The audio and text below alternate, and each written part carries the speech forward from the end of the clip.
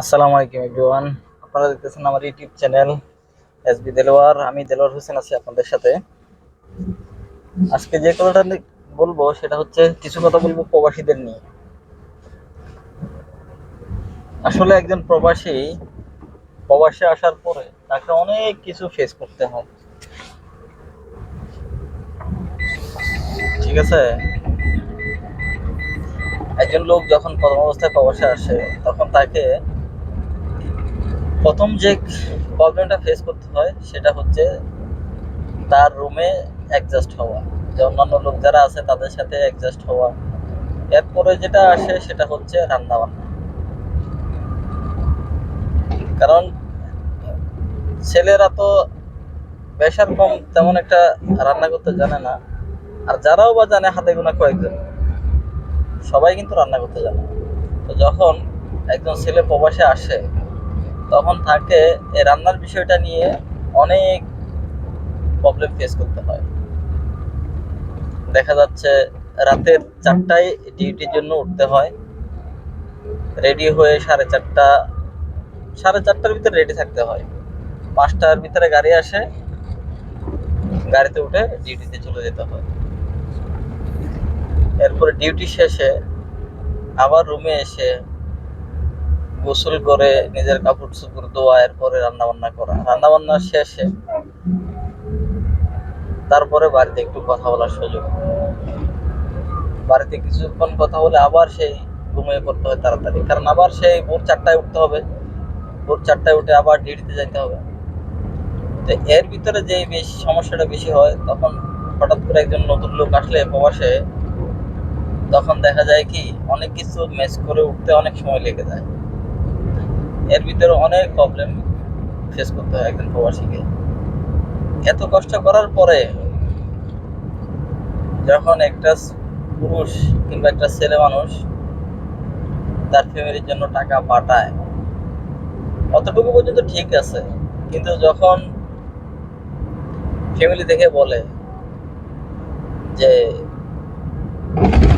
কি করতেছো তুমি বিদেশে, এত অল্প টাকার জন্য কি আসে, এই বিষয় মানে আসে না, বিভিন্ন বিষয়ে মনে করেন প্রেশার থাকে, তখন যে লাগে মেইন কষ্টটা।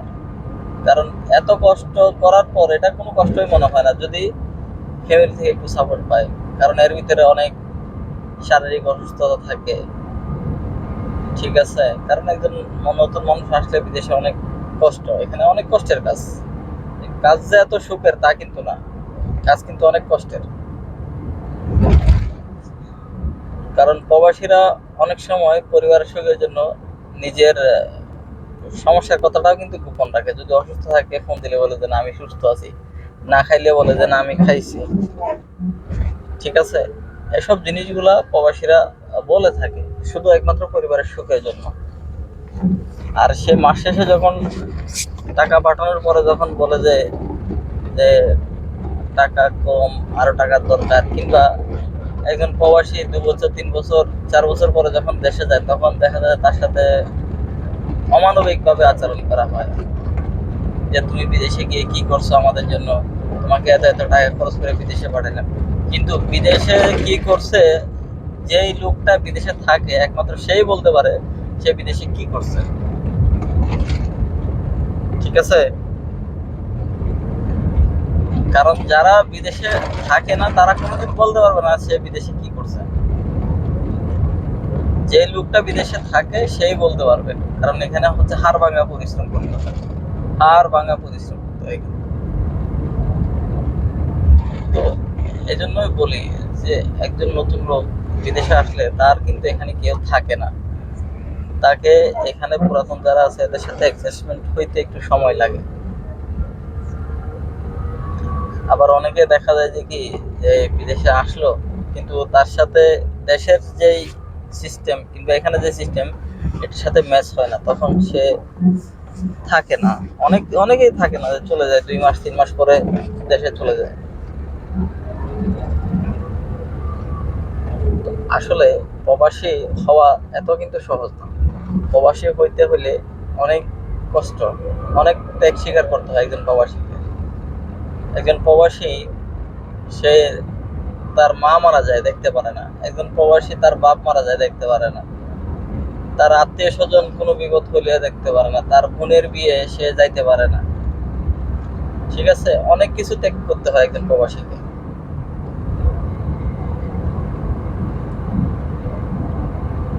আর এত ত্যাগের পরে যদি প্রবাসীরা যদি একটু মনে শান্তি না পায়, একটু খুশি না পায়, তখনটাই খারাপ লাগে। প্রবাসীরা চায় কি শুধু একটু শান্তি, আর অন্য কিছু চায় না। সে যতই পরিশ্রম করুক, সে চিন্তা করে যে আমি তো পরিশ্রম করতেছি আমার ফ্যামিলির জন্য, আমার মা বাবার জন্য, আমার ভাই বোনদের জন্য, সেটাই চিন্তা করে। এই চিন্তা এইসবের পরে যদি সে একটু শান্তি পায়, একটু পরিবার থেকে যদি একটু দুটা মিষ্টি কথা, একটু সুখ, একটু শান্তি পায়, বাস তাতেই তারা খুশি, তাদের আর অন্য কিছু চায় না। কিন্তু এই জিনিসটা কিন্তু পরিবারের সবাই বুঝে না। আর এটাই হলো কিন্তু প্রবাসীদের জীবন।